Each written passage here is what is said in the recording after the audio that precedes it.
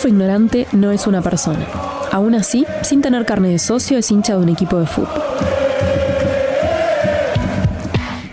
No es una persona, pero te hace una invitación. ¿No es lindo que te inviten a algo? Ah, decís que depende de a qué te estemos invitando, que no es un detalle menor. Te invita a Gramsci, que decía, de cierto modo, todos somos filósofos. Y también decía que podemos dar un segundo paso hacia una filosofía crítica. Te invita a Sócrates, que no sabía nada, pero sabía que no sabía. Te invita a Merlí, una serie de TV que no es sobre filosofía, pero te invita igual. Jo explico la realitat tal com la veig. Te invita a Rousseau, a que busques los orígenes. Te invita el Robin Iniesta, cantante de Extremoduro y graduado en filosofía. Te invita a Kant y te pide que te animes a pensar. Te invita el filósofo ignorante.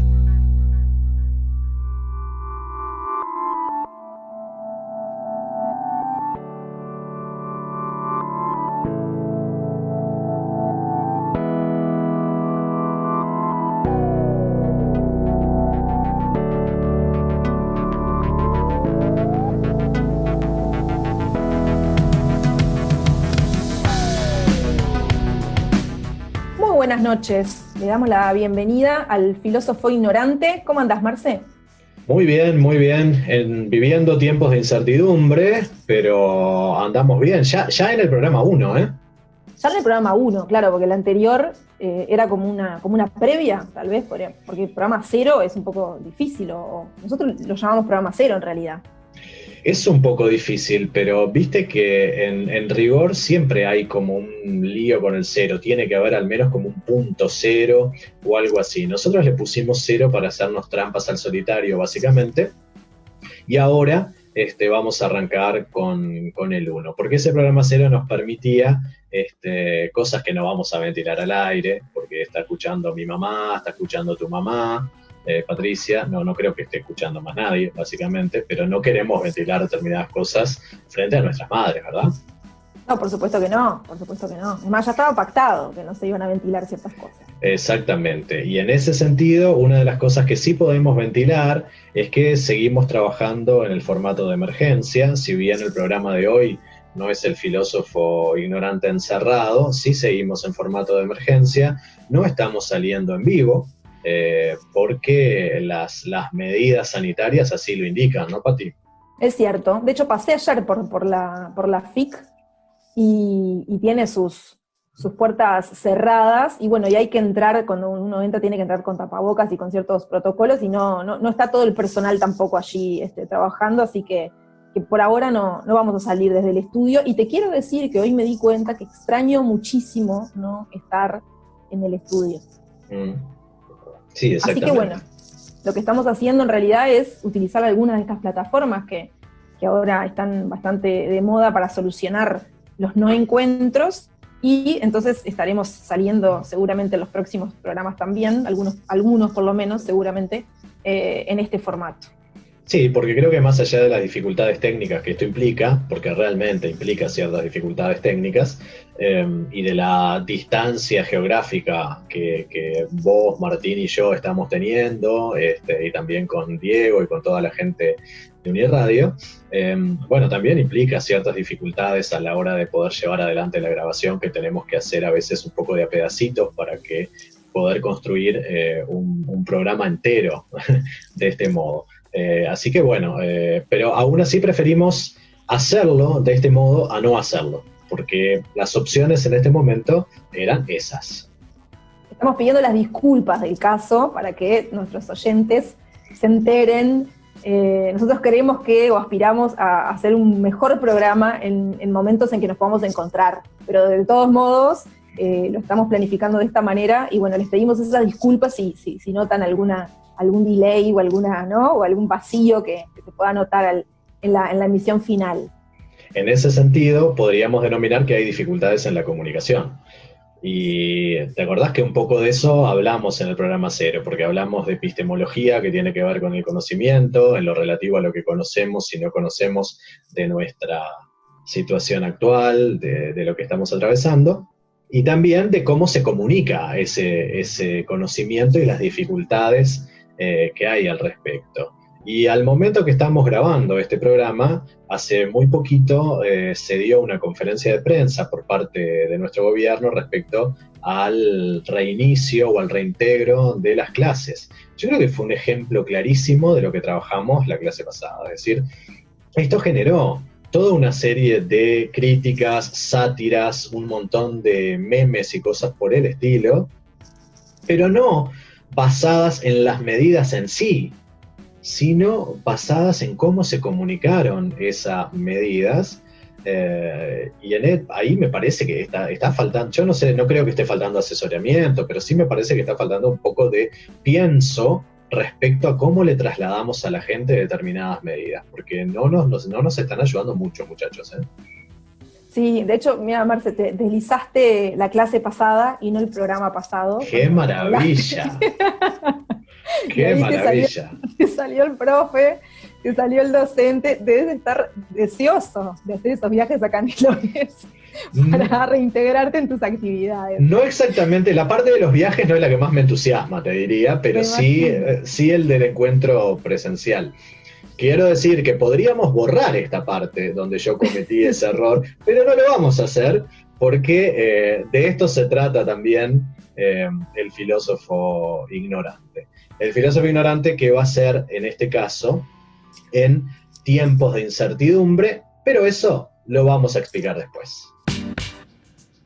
Marcelo Fernández Pavlovich fue apodado como filósofo por una tal Patricia Pujol. Parece que eso fue porque es licenciado y profe de filosofía y además tiene una maestría en ciencias humanas. Es hincha del dulce de leche, pero casi no lo puede ir a ver por razones de salud. Así que siempre que puede, va a ver a Bellavista, de quien es hincha de corazón, porque la razón y lo ideológico le hacen seguir al San Pauli, los piratas del Elba, más allá de toda distancia. Patricia Pujol Echeverría le pone voz a El filósofo ignorante, desterrando esa O y apuntando a la E. Aguantando la discusión y dándole la espalda a la Real Academia Española sobre el uso de la misma, es licenciada en Ciencias de la Comunicación y magíster en Periodismo y Medios de Comunicación. También se la ha visto hinchando por el Club Atlético Progreso desde niña, escribiendo libros y ahora también cuentos. Ahí viene, haciendo pila de ruido y no se sabe bien cuánto hay de nueces.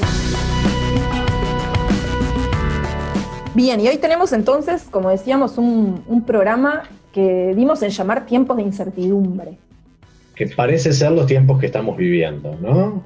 No sé si es un nombre estrictamente actual, cuando quiero decir, cuando me hago esa pregunta es si es un nombre que solo aplica a estos tiempos de pandemia o si la incertidumbre podría ser un poquito más amplia.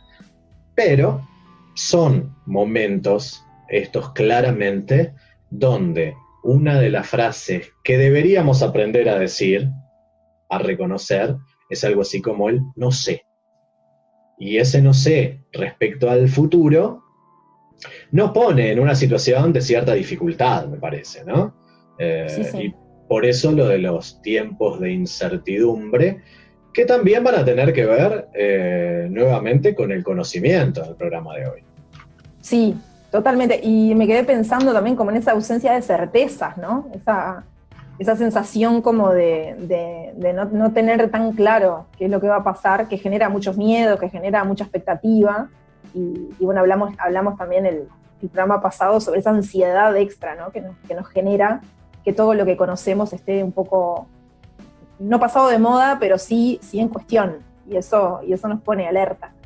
Y esa necesidad de recurrir a los expertos, ¿no? Esa necesidad de que haya expertos que nos digan qué es lo que está bien, qué es lo que está mal, qué es lo que se puede hacer, qué es lo que no. Y la palabra experto incluso pasa a ser como una especie de fetiche.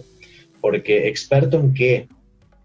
No, digo, cada vez que desde el gobierno se aluda a los expertos, es como un conjunto poco uniforme, diría que no tiene mucha forma, ahí no sabemos muy bien qué y cómo, pero digamos que una persona que es experta en un área determinada, y cuando sos experto en un área determinada, no necesariamente lo sos para la otra cosa.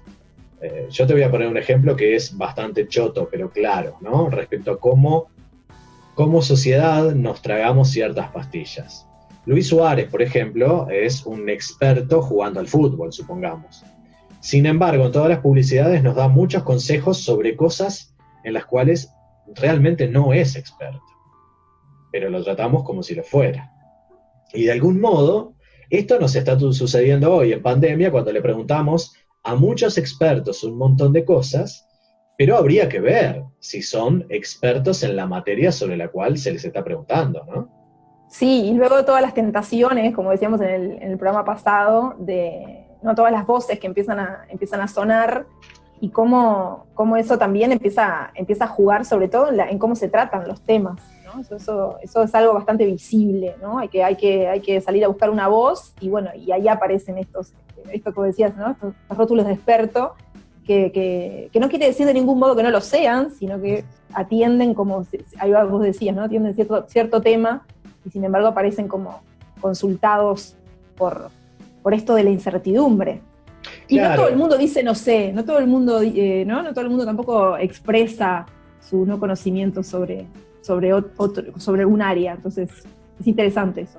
No todo el mundo lo expresa, y te diría que un peligro muy grande además, porque a mí me parece bien que se consulte a los expertos, ojo, quiero subrayar esto, cuando le invocamos al experto, y por invocar no me refiero a la persona, sino cuando elegimos a un experto en la temática de la cual estamos hablando, eso es invocarle, me parece que está buenísimo. El problema es que muchas veces, creo que a veces porque hay que llenar horas de programación o cosas por el estilo, comienza a suceder aquello de lo mismo un burro que un gran profesor. Porque ahora hay un montón de gente que se dedica a la opinología sobre cualquier cosa, ¿sí? Cualquier opinólogo está tocado por la varita mágica para decir lo que está bien y lo que está mal respecto a lo que sea. Eso es sumamente peligroso, porque de alguna manera esto nos aleja del pensamiento crítico, que es lo que un experto debería tener a la hora de enfrentar los problemas, y los problemas son preguntas que nos hacemos y que nos queremos responder. Y en realidad la primera respuesta a un problema, cuando es problema, la primera respuesta es no sé, y a partir de ahí me pongo a buscar. Y nosotros nos pusimos a buscar. Pero como somos algo vagos, yo soy algo vago, no tengo por qué acusar de esta calamidad a la señora Patricia Pujol, como yo soy algo vago, vamos a recurrir a un experto. Me parece muy bien. Dejamos que se presente él. Que lo primero que dijo fue no sé. Y se presenta solito, mirá. Mi nombre es Jorge Rasner, trabajo hace años en la Universidad de la República. Mi primer cargo fue hace 30 años, cargo que todavía mantengo en la Facultad de Ingeniería, o sea, no el mismo cargo, pero sí la misma función. Y desde ese momento, bueno, estuve en Facultad de Humanidades, que es de donde soy egresado, tanto en el grado como en el posgrado. Y finalmente, casi de rebote, para cubrir una especie de hueco que quedaba ahí, caí en lo que era entonces la licenciatura en comunicación, como algo muy transitorio, muy pasajero, y sin embargo me fui quedando, me fui arraigando, me fue gustando, y hoy prácticamente el grueso de mi carrera la tengo acá en la FIC, pero sigo teniendo el cargo en ingeniería porque es un lugar que me interesa. En la FIC básicamente conformamos el grupo de estudios sociales de la ciencia y la tecnología, que es el resultado de una fusión entre los dos, o sea, gente que nos dedicamos a esto de los dos institutos que conforman la FIC, Información y Comunicación.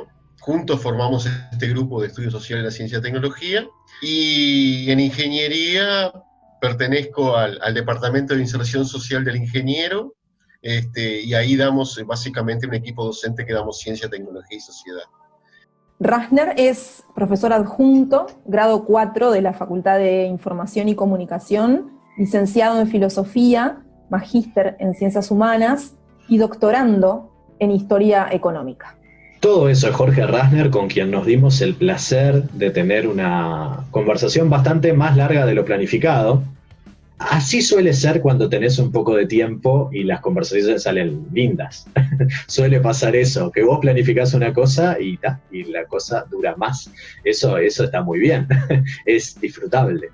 Y sabés que lo que le planteamos era un poco hablar de incertidumbre y ciencia, que parecen ser, en primera instancia, palabras disociadas.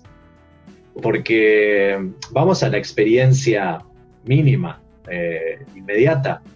Vos cuando vas al médico, que no es un científico estrictamente, pero no importa, cuando vas al médico, vos querés certeza. No vas al médico. Señor, ¿qué tengo, Claro. Señor?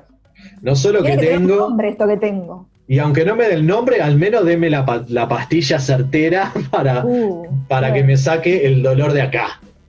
Vos sos más de esos, vos sos más de la eh, pastilla certera.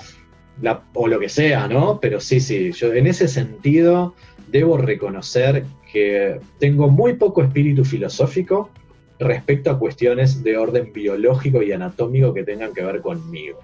Mi postura filosófica al respecto es algo así como un escepticismo pragmático, donde que se arreglen los de adentro, no tengo problema, no me lo describas, simplemente dame la solución.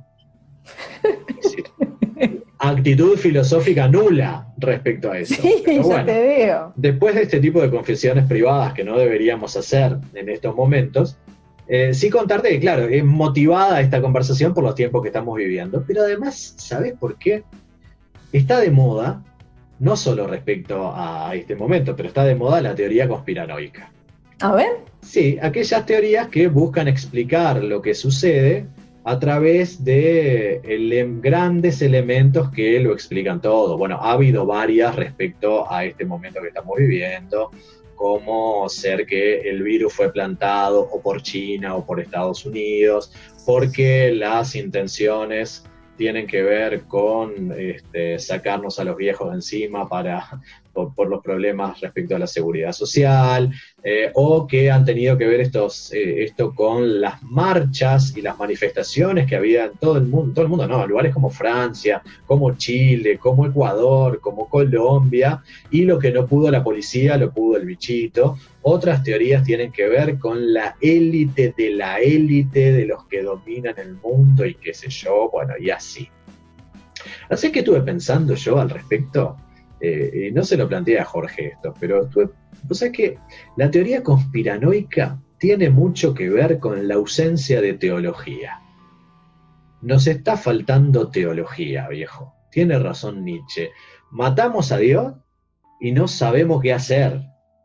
Porque como matamos a Dios, que era el que nos daba todas las respuestas, fíjate vos, no sé, yo me imagino Patti Pujol, Edad Media. ¿Qué te gustaría ocupar más? ¿Tipo campesina o nobleza? ¿Qué es más lo tuyo? No, pero me extraña.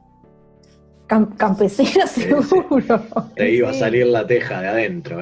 Claro. Bueno, yo te imaginaba ya con esos vestiditos y la doncella y esa cuestión, pero bueno. No, por favor. Ahí tenés a la campesina Pujol y la peste. Cayó la peste en el pueblo donde vivía Patti Pujol, la campesina. Y claro, bueno, y ahí tenías dos vías, ¿no? O es un castigo divino, ese pueblo o parte del pueblo se portó mal, ¿sí? Se portó mal, o le echamos la culpa al diablo, que es más o menos lo mismo, que no es lo mismo, pero es igual. Claro.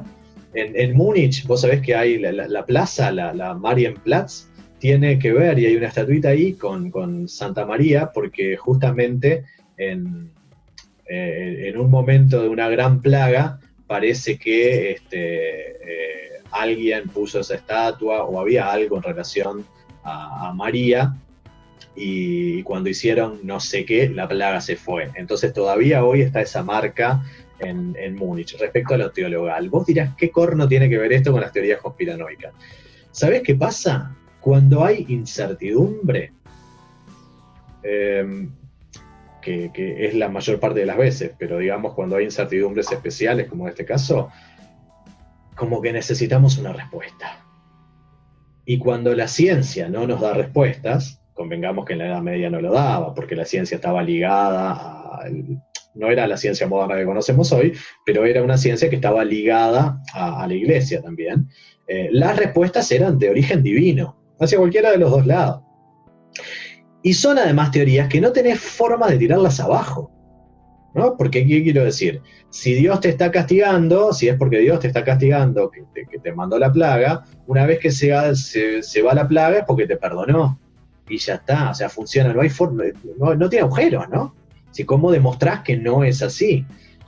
Bueno, del mismo modo, la teoría conspiranoica intenta explicar lo que la ciencia no puede. Y entonces te dice que los científicos están comprados, te dice, por ejemplo, que sí, porque a la élite que domina el mundo le conviene esto. Pero ¿cómo le conviene esto si la economía está parada? Porque en este momento ellos se aprovechan de los bajos activos. Y cuando la economía funciona, ellos también se aprovechan, porque cuando la economía funciona. Entonces, yo me puse a pensar, por ejemplo, en algo que contaba Dolina respecto al monstruo del lago Ness y a unas investigaciones que se hizo. Hubo un tipo que se puso a medir la biosfera del lago, todo ese tipo de cosas, y concluyó que el monstruo no podía existir porque no podía comer ahí. Se moriría de hambre. Ahora, claro, eso desde el punto de vista científico es un argumento irrefutable, pero la teoría conspiranoica, es decir, la teoría que cree que existe el lago Ness, te lo resuelve muy fácilmente. El monstruo se alimentará de alguna energía extraña o alguna cuestión divina, claro. Punto, y ya está. Aparte siempre tenés alguno que lo vio, siempre tenés alguno que declara o sintió su presencia, y ahí empieza toda la cuestión también declarativa. El testimonio, ¿verdad? Claro, el testimonio, el valor del testimonio. Si vos me decís que anoche estuviste teniendo una cena con el Che Guevara, ¿y qué hago yo? Si no te creo, te trato de mentirosa. Y si te creo, ¿qué me aporta ese tipo de cuestiones, ¿no? El valor del testimonio a la hora de intentar ser un argumento de peso para sostener una teoría, o a la hora de hablar del pensamiento crítico, no sirve para nada. Pero es así que quisimos hablar con Jorge Rasner de incertidumbre y ciencia, y él nos empezó a contar cosas. Las ciencias modernas, que nacen allá por el siglo XVII, fines del XVI, principios del XVII, y paulatinamente se van consolidando hasta tener su institucionalización definitiva a partir del siglo XIX, nacen con una pretensión de certidumbre. Nacen con la pretensión de que el conocimiento pudiera realmente, agotar, conocer exhaustivamente todos los dominios, el conocimiento científico me refiero, ¿no? Todos los dominios a los que se enfrenta y los que se fue enfrentando paulatinamente y sistemáticamente. Primero las ciencias naturales, luego ya sobre el siglo XIX las que llamamos ciencias sociales, humanas y sociales. Pero en el siglo XIX ya hubo antes gente que advirtió de esto, pero básicamente en el siglo XIX, cuando realmente la institucionalización de las ciencias llevó a desarrollos altísimos, sobre todo en aquellas disciplinas estratégicamente consideradas, la química, la física, la astronomía, y cuando ya aparecían en el horizonte ciencias sociales y humanas de gran porte, como la economía, etc. La historia es un caso aparte y prefiero no considerarla ahora. Ya rápidamente, o sobre fines del siglo XIX, se comienza a percibir que en realidad, si bien la pretensión es el conocimiento de la realidad, es decir, alcanzar la verdad, que viene a ser algo así como dar cuenta definitiva de cómo son las cosas y por qué suceden las cosas, esa pretensión se fue debilitando, ¿verdad? O sea que ya en el fines del siglo XIX comienza a reinar cierta incertidumbre en torno a los alcances del conocimiento, lo cual genera crisis interesantes, ¿no? Crisis sobre todo en las ciencias duras, ¿no? Y sobre todo en lo que significó el paradigma de la ciencia, que fue la física, ¿no? La física clásica, de inspiración newtoniana, se pretendió en un momento que había alcanzado ya su cenit, había descrito el mundo tal como el mundo era, lo había explicado para arriba y para abajo, quedaban cuestiones de detalle, pero es como, digamos, surcir al final de que el pantalón está hecho. Cuando surgen precisamente las crisis que finalmente conducen a la mecánica relativista, a la mecánica cuántica, porque, en definitiva, pese a esa pretensión, tenía agujeros. Lo que Jorge nos cuenta está muy ligado a la historia de la ciencia, ¿no? Es decir, el surgimiento de la ciencia moderna, que tiene que ver con la ruptura entre razón y fe, con el fin del teocentrismo, ¿ves? De alguna manera, el resquebrajamiento entre razón y fe cuando empiezan a dar resultados distintos, el desajuste de los resultados de la investigación a lo que ya se llamaba la verdad revelada. es una de las causas de que emerja lo que hoy llamamos ciencia moderna, una ciencia basada completamente en la experiencia, basada en los hechos positivos, como veremos un poquito más adelante, y una ciencia que aspira a la certeza, a lo cierto, es decir, que intenta de algún modo de separarse claramente de lo anterior. Cuando digo lo anterior me refiero a lo teologal, y por lo tanto en esa separación, que incluso muchas veces implicaba la separación en el científico de su vida privada, es decir, en su vida privada podía apostar a la cuestión religiosa, es decir, Newton, por ejemplo, fue un gran científico y era un cristiano convencido, pero dejaba el cristianismo para sus convicciones de carácter más íntimo, y a la hora de hacer ciencia no las tomaba en cuenta. Y esa aspiración a la certeza es propio de una ciencia moderna que ciertamente se empieza a resquebrajar en el siglo XX, y de alguna manera la aparición de la física cuántica, de la física relativista, comienzan a quitarle no el halo de búsqueda racional, pero sí de algún modo quitar la búsqueda de la certeza absoluta. En ese sentido hay como una separación, podríamos decir, entre creencia y conocimiento, en el sentido de que, separemos los tantos. Creencias tenemos todos. Sí. Y el conocimiento es una creencia. Pero no cualquier creencia es conocimiento. Ajá. Esto quiere decir que solo algunas de nuestras creencias se podrían transformar en conocimiento. Una de las definiciones particulares del conocimiento, que la da uno de quienes lo dan es Gessen, y se conoce como la definición tripartita del conocimiento, es que el conocimiento es una creencia verdadera y justificada. Es decir, claro, sería como un triángulo. Claro. Sí, estaba pensando como el conocimiento como también como esos saberes sistematizados y ordenados de alguna manera, ¿no? Y también capaz que no entramos en eso, pero bueno, ahora que se utiliza la palabra protocolo para todo, también como dentro de un marco de procedimiento y de repetición y de posibilidades de llegar a la misma conclusión si uno continúa unos ciertos pasos, digamos, ¿no? Claro, más allá de aquello que creo que es más como del espíritu, parece algo como casi una experiencia personal de alguna manera, si bien es colectiva también. Sí, completamente. Y en ese sentido, cuando viste que te decía que tendría que ser verdadera y justificada, eso quiere decir que no cualquier justificación vale, ¿sí? Es decir, el testimonio no vale en sí mismo como justificación. El testimonio personal, quiero decir, el yo lo vi, a mí me pasó tal cosa. Entonces, las características de esta ciencia que buscaba la certeza tienen que ver con la racionalidad, con la universalidad. Esto quiere decir, vos hablabas de las repeticiones. ¿Por qué las repeticiones? Porque las repeticiones en distintas condiciones hacen que un fenómeno, en caso de repetirse, pueda considerarse universal, aunque acotemos el universo. Es decir, si vos pones el agua a hervir y el punto de ebullición es 100 grados, y se repite y es 100 grados, se repite y es 100 grados, bueno, quiere decir que en determinadas condiciones atmosféricas, porque en la ciudad de La Paz, Bolivia, no va a pasar eso, podemos establecerlo como ley.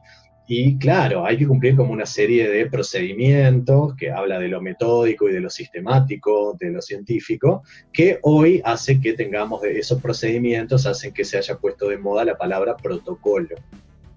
Y que además no sea fácil ponerse de acuerdo a veces en las cuestiones protocolares en ese sentido. Entonces, claro, hay como diferencias entre el conocimiento que nosotros admitimos como tal, y mucho más el conocimiento científico, y aquello que podría ser una simple creencia. ¿Y sabés quién nos habla de esto? ¿Quién? no es un científico. No es un científico ¿No? que nos habla de esto. No. ¿Y le damos voz en el filósofo ignorante? Y viste que persona nosotros que- consultamos a los expertos. Sí, este es un experto de la canción, ¿será? Es un experto y en creencias. Es un experto de la canción y en creencias. Y te dice, yo creo, y con eso basta. Fito Páez, señores, señoras.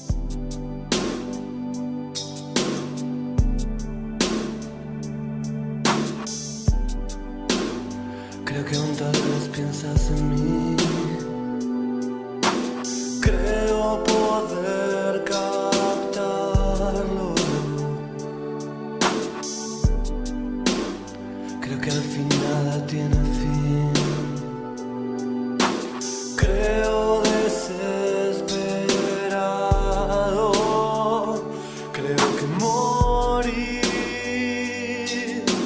es una sensación. Creo que vivir podría serlo, pero ahora es algo mucho más real. Creo que salí a ver un poco el sol. Creo que te vi bailando Beatles en alguna vieja casa del lugar.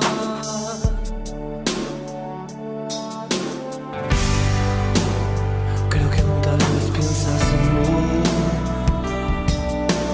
Creo poder captarlo. Y ya no quiero verte tan triste así. Creo que estás llorando. Me acuerdo que abrí la puerta y eras vos. Después me perdí. Mirándote desnuda y te reías de mi cara de maldad. Entonces sentí encima del amor. Y si me caí, no importa porque todo esto es de los dos. No quiero nada que nos haga mal. Yo creo y con eso basta.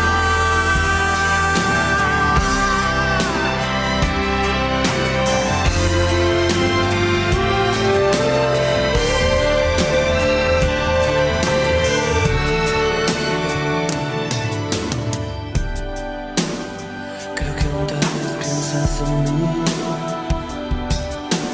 Creo poder captarlo.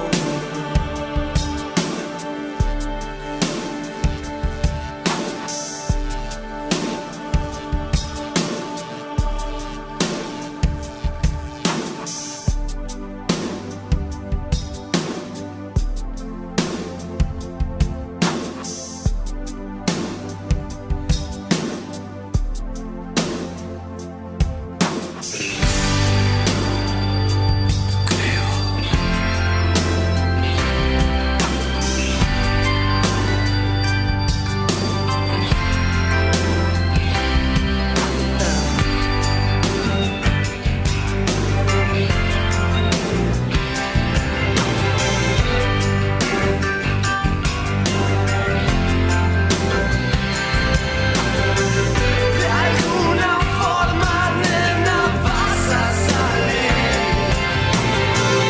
Por esa puerta, nena, vas a salir.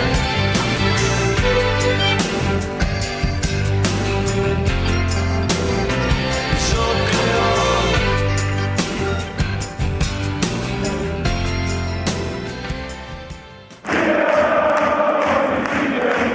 El filósofo ignorante no es una persona.